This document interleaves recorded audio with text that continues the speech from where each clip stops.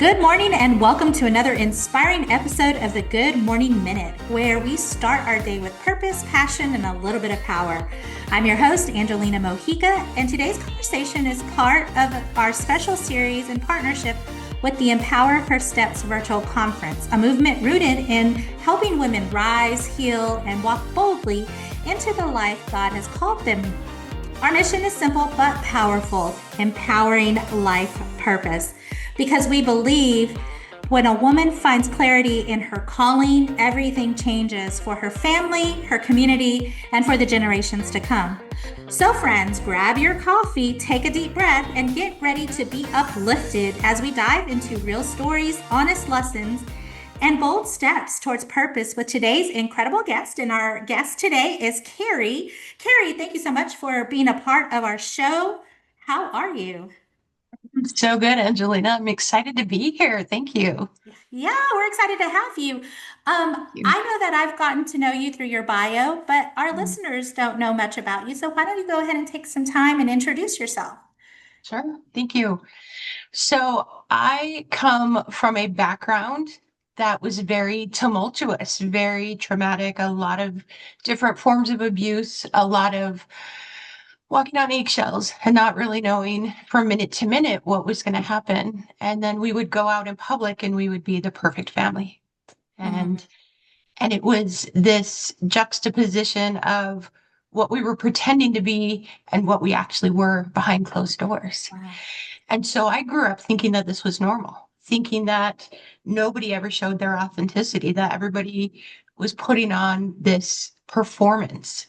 Mm, I didn't know that unconditional love was a real thing. I didn't even know what love was. And I thought I did, but I didn't. And this followed me into my mid 40s.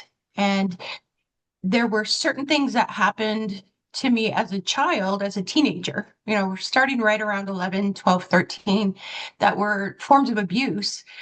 But I played this role in my family for 40 years of being in this abuse and being accepting of this emotional and mental abuse. And then mm, finally at 44, I said, I'm not going to do it anymore. And I mm, said, this is it. I need to go no contact. I need to cut people off. And you hear these stories of women, not even just women, men, but predominantly women who yeah. go no contact on their family. And they're like, I just feel this freedom and this rush of release.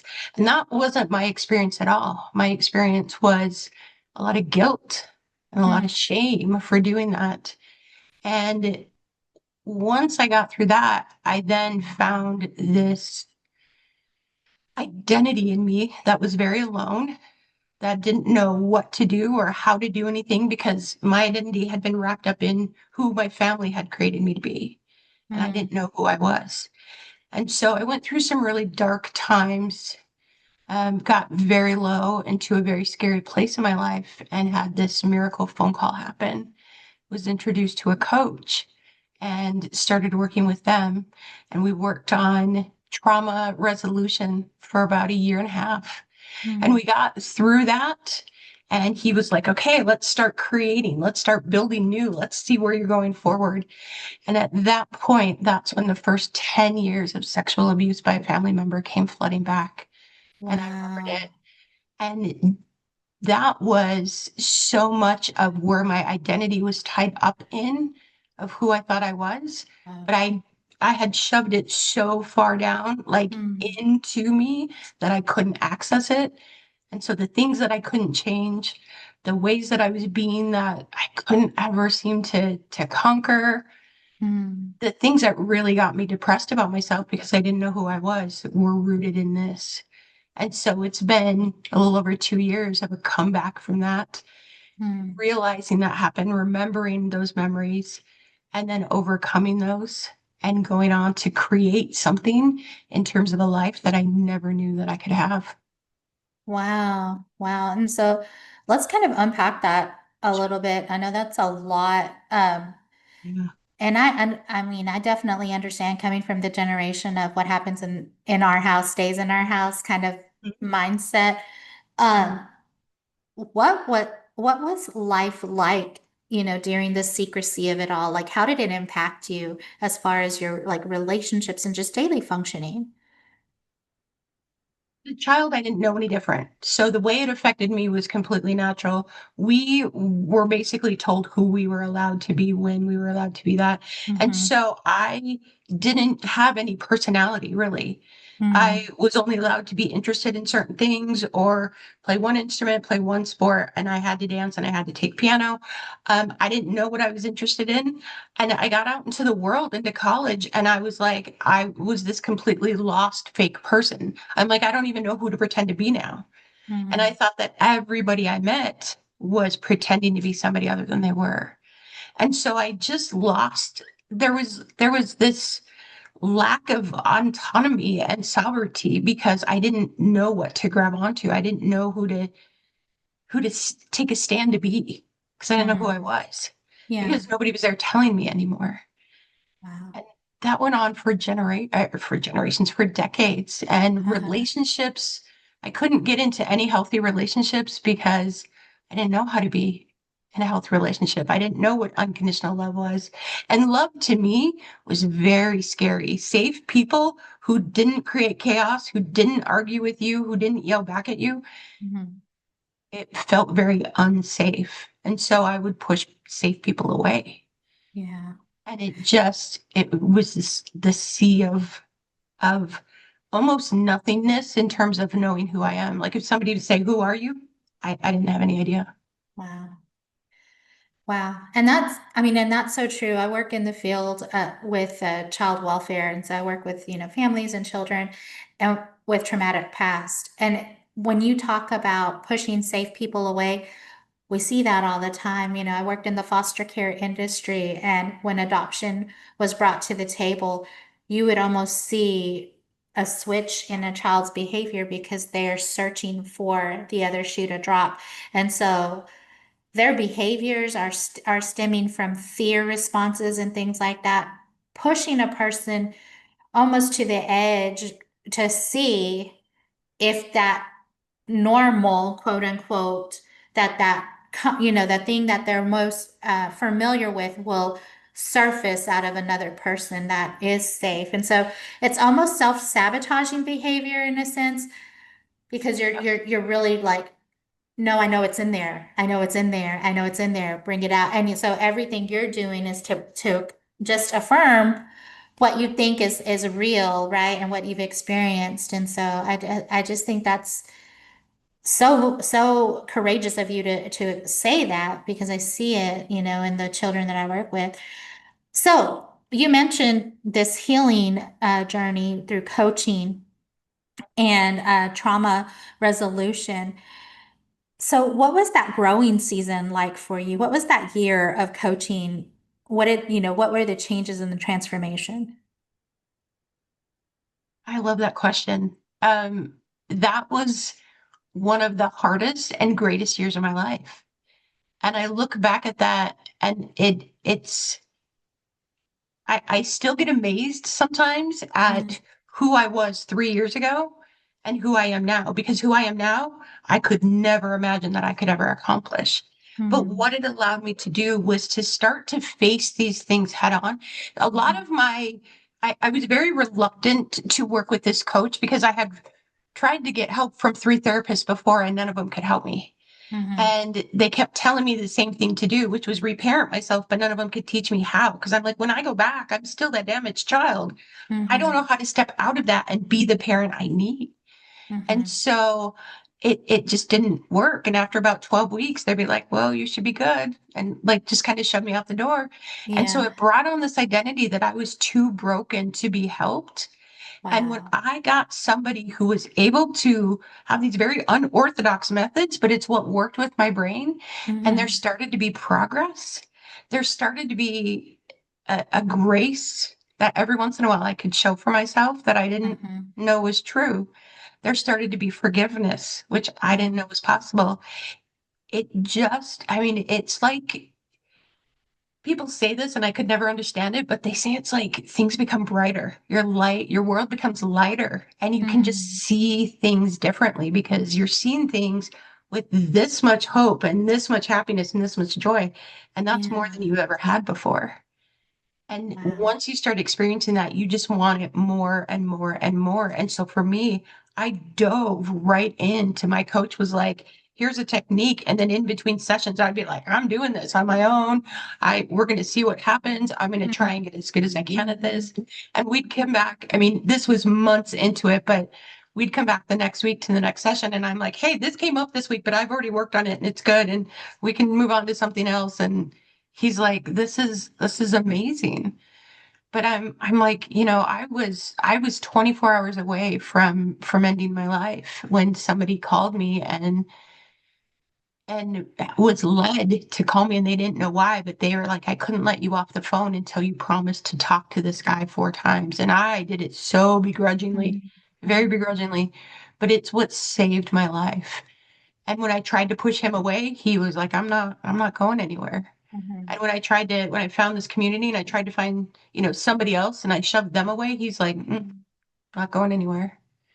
And things Mhm. like that were just life shifting. Because these stories, to me, they were always stories. People are like, unconditional love, and this is my Yeah. soulmate, and they'll always be there for me. And I have these friends I can always count on. And I just never believed that that was true. And once you Wow. find that's true, then you find this strength and this courage in yourself, but Mhm. then this desire to do all those things that you never thought were possible. Hmm. And that's so powerful, and just about everyone that I've had on the show talks about community, finding their people to help them go through the season of healing and growth and all of that. And it is so vital too, because like you said, I'm on the verge of, ending it all. But then this connection happened for me. And through this connection, even though I fought it in the beginning, this connection was my saving grace. This was something that helped me realize that I am worthy of everything that I want for myself, and that it does matter if I'm here. And just to give you that motivation to continue to go on another day, that's so vital. And Cari, I hear so much of my story and what you're sharing, that it really makes me think about, how easy it is to want to say, you know what, I'm just going to throw it all away. It doesn't matter. And what I've come to realize is, even in the hard stuff, and for anybody that's out there listening, even for the hard stuff, like, it's just a moment in a lifetime. Like, it's a moment and you can get through it, but you do need to find the resource and the connection so that you have someone walking alongside you, because that is vital. Community is vital for sure. So, Cari, here you are, you're building your community, you're growing, you're healing. When did you start to see that there was some purpose on the other side of this pain? It was after the repressed 10 years of sexual abuse came back. And Mm-hmm. that was a process, but it wasn't nearly as long as most people would have taken because I had spent that little over a year learning techniques, learning how to process stuff, learning how to sit with pain and memories and things. And so it was this realization of this person that I loved and adored and revered was the one that had sexually molested me before I could even remember. And that this was my identity. This was my Mm-hmm. identity was as a victim. Mm-hmm. And I couldn't ever before. People are like, why do you always feel sorry for yourself? I don't know why, but it's because I had the secret for myself. And so once I got through that and started processing that horrific trauma and started seeing, hey, I can make something of myself from this. Mm-hmm. Because previously I would have thought people who have that kind of past, they can never make it. They're too damaged. They're too hurt. There's no way they can ever get past that. Mm-hmm. And once I was able to I don't want to say get past because you never fully resolve your trauma. There's always little triggers that can come here and there. Mm-hmm. But once I got to the point where it didn't throw me for a loop, where I could start talking about it and I wasn't crying and I wasn't getting those anxious feelings inside of me anymore, and I could just speak about it as this is what happened to me and this is who I'm deciding to be now. It doesn't matter what Mm-hmm. happened there. Mm-hmm.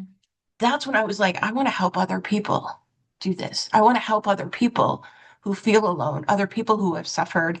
And I spoke at a conference of about 250 people in January. Mm-hmm. And I spoke on stage and I shared that story of the first 10 years for the first time ever. And there Wow. was so many women that came up to me for the next day and a half of the conference that Mm-hmm. said, I've never met anybody who's had a childhood like mine. And I'm like, oh yeah, you have. We're just taught to keep it quiet. Mm-hmm. And they were like, I didn't know that I didn't have to carry this the rest of my life. You don't have to. I didn't know Mm-hmm. I had permission to let this go. Absolutely. Mm-hmm. And so I've now made it my goal. Like I'm now a trauma resolution life coach. And I help people who have traumatic pasts, who have sometimes repressed memories that they don't know are there, have these walls that they've built up in front of themselves that they can't see and they don't know why they're there. And so I help them to be able to work through those things, to understand what's going on, and then to decide what do you want going forward and how are you going to do it? Mm-hmm. How are we going to do this? Because I'm right there next to you. I'm going to walk you through this. We're going to make it work. You're not going to fall. Wow. That's amazing. And it really is. I mean, we don't, we look at our stories or our situations, and you mentioned the victim mentality, and it's hard because when we're living in that frame of reference in mind, like it's really hard to see the joy in life, or, that life could be working for us, not against us. But when we make that shift in ourselves and just in our thought process, like it opens up a whole different world for, for someone going through those situations. So let's talk a little bit about how your story shaped who you are today. Tell me a little bit more about this trauma resolution in your coaching business. So I've actually been a massage therapist for 24 years now. And with that, I've done energy work. And so I love massage. I love Mm-hmm. energy work. However, most massage therapists burn out between 3 to 5 years, and I've been doing it for 24, and my body's like, we're not doing it anymore. Like, Mm-hmm. so I still have clients that I work on, but I'm not getting any new clients. Mm-hmm. However, I'm like, I still want to help people in a way that I could help them with massage. Because in massage, I didn't do what's called like fluff and buff, where you relax and you fall asleep and it feels good. And that's Mm-hmm. not, I'm like, let's figure out the core of the problem and let's get to it. And then let's not put a band-aid on a broken leg, but let's get you functioning better long term instead of just a day or two. And so when I started coaching, I'm like, how can I do this? How can I integrate what I know in massage and bring that into coaching? Mm-hmm. And I do all my energy work that I've done for, 24 years. I do that with my coaching. But I do somatic work also. I now do Mm-hmm. neurolinguistic programming. We do a lot of talking, we do a lot of feeling, we do a lot of listening to ourselves.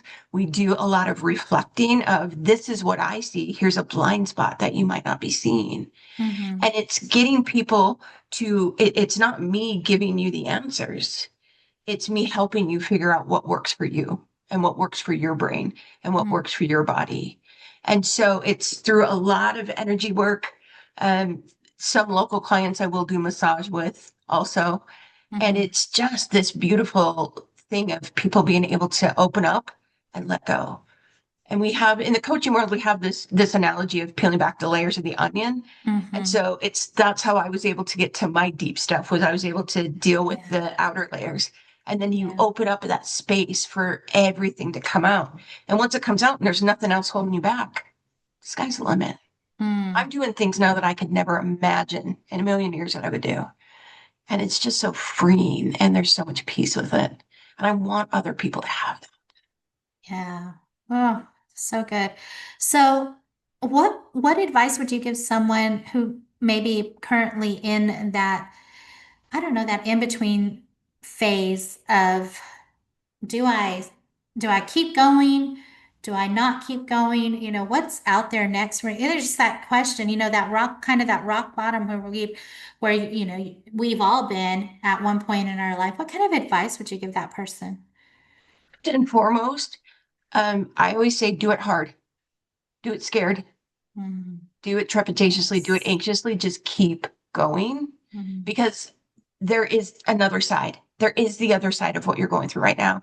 And you feel like there isn't, there is. I mean, this is something that I hated when people said, if I could do it, you could do it. But I'm like, but you grew up in this wonderful home with money and cars. If I can do it, if I can get through what I've gotten through in my life, anybody can. So wow. first thing is just keep going. Whatever is the next thing that you need to do, that next step you Hmm. need to take, do it scared, do it anxious, do it tired, do just keep going. Secondly, Mm, find a tribe, find a community, find the people who will be there for you. And there's one out there for everybody. And they're easier to find than you would think. They're all over. With social networking now, you can find tribes. And mm, thirdly, reach out to me, reach out to somebody else that you know. And I know sometimes people will reach out and they'll say, hey, are you busy? Or hey, can you talk? And it sounds very similar to if they weren't in trauma. Reach mhm, out to somebody and say, I need help. I'm not okay.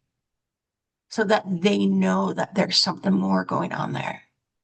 Because there are, and if the first person doesn't help you, don't give up. mm, Find somebody else. Find somebody else. Reach out yeah. to me, reach out to you, reach out. There's so many resources Mhm. online.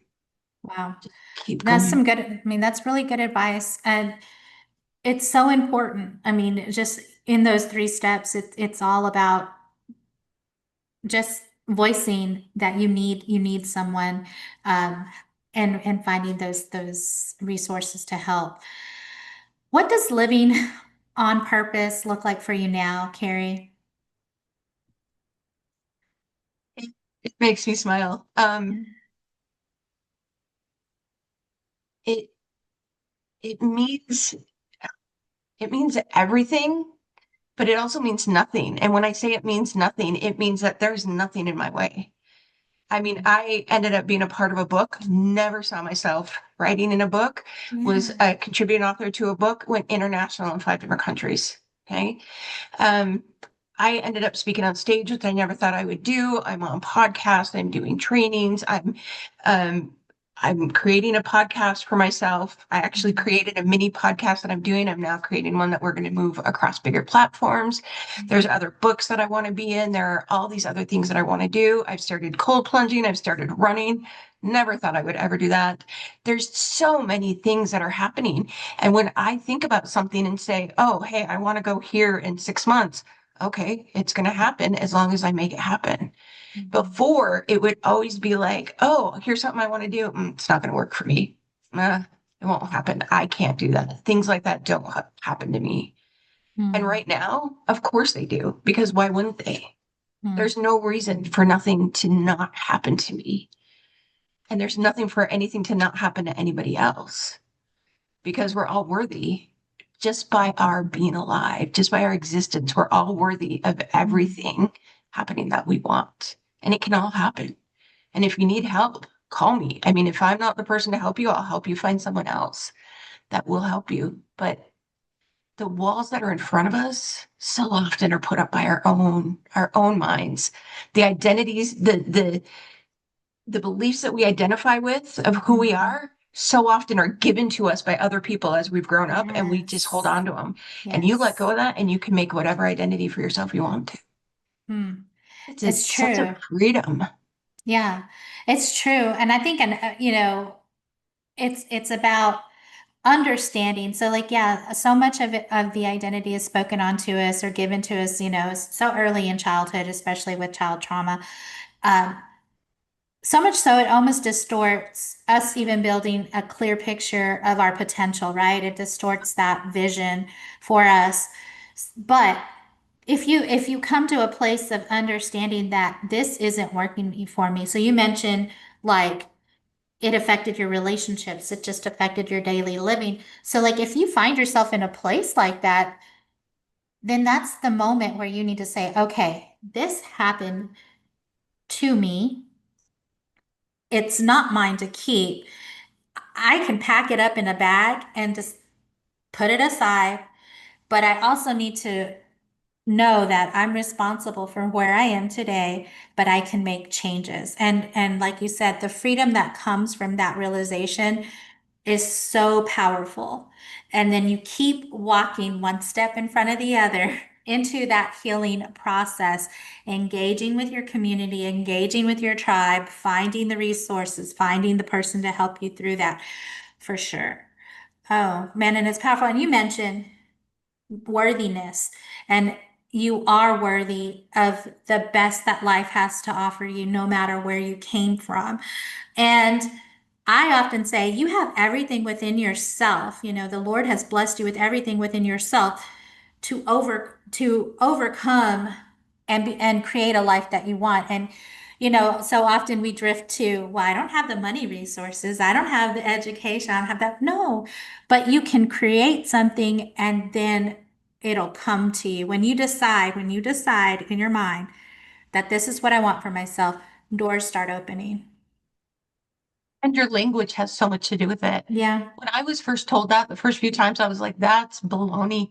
It's really true. If Yeah. I say that I'm limited, I'm not deserving of this, then the energy is going to be like, Why would we give it to her?" You know, but the more you speak into it, the more you see that, if I say I want to go to Australia, then I will start seeing things that remind me of Australia, or I'll start seeing little things that I probably wouldn't have noticed before that could get me a step further. You know, if I say I want a green car, you're going to start noticing green cars and how can I get a green car? Hmm. It's the identity that we speak of ourselves of I am worthy. I Hmm. am, worthy of finance. I am worthy of blessings. I am worthy of healthy relationships. You are. And the more you speak it, the more it makes that decision in your head. And it just opens doors like you wouldn't believe. Mm. And it's true. One of the phrases that I've heard and that I often say as well is where focus goes, energy flows. Yep. And it's so true. It's so true. Very true. Um, so Carrie, as we get closer to kind of wrapping up our conversation, I do want to ask you a question of legacy and impact. If today were your last day, what would you want to be remembered for? I would want to be remembered for serving and helping people. Mm. I Everybody deserves that. Mm. Everybody deserves to be loved. Everybody deserves to be served. And every person that I talk to, and connect with and try and make some sort of connection with, I always try to end it with I love you because I want that to be the last thing I say before I leave this earth. And if it's somebody's last moment, I want that to be the last thing that they hear. Mm. And I learned very early on in this process from somebody taught me, not just by words, but by showing me that you can love people that you don't even know yet. If we can hate people Yeah. for no reason, we can love people for no reason. Mm. So I try and love every person I come in contact with and let them know because some people just, they don't get that. They don't receive it very often. And if I can be a vessel for that, yeah, I'll take that as my legacy. And that's such a powerful, so it's so powerful, love. And I'm getting ready to start studying on the fruits of the spirit, and love being that first one.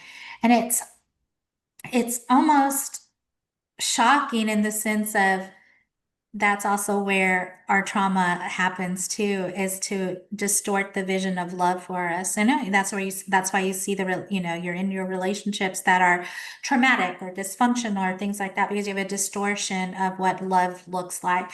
And so once you can repair that, it changes everything. Then joy comes, and then all of the things start to flow as they should have, before all of that. fog got in the way of, your development and whatnot. My last question to you, Cari, is if you could leave just one bit of truth or encouragement with someone listening today who's still trying to figure out their purpose, what would it be?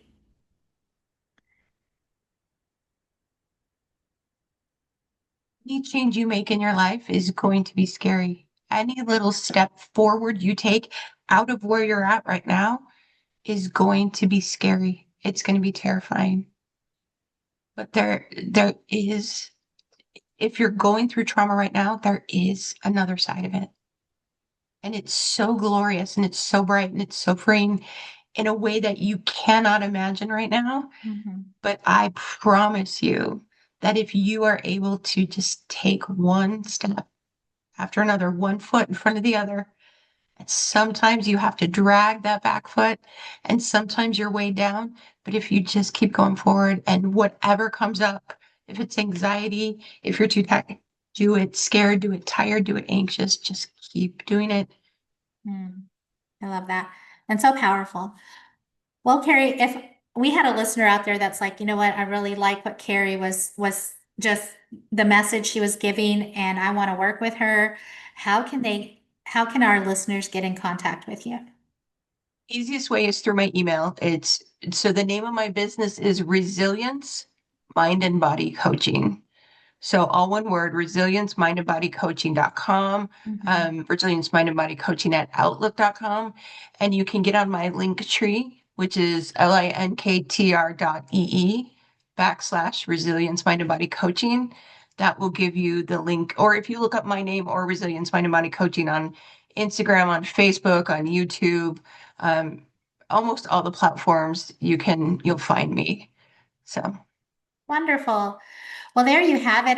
Cari, I want to thank you again for sharing your heart, your story, and your light with us today. It's conversations like this that remind us that purpose isn't about perfection. It's about showing up. It's about growing through the things that we grow through. And it's about trusting that every step matters. Here at the Good Morning Minute and through the Empower Her Steps movement, we believe every woman has a calling worth discovering and a voice worth using. So, friend, wherever you are today, remember your purpose is powerful and you're not walking alone. Until next time, keep rising, keep trusting, keep walking boldly into the life that God has designed for you. I'm Angelina Mojica, your life coach, sending you much love, much peace, many blessings.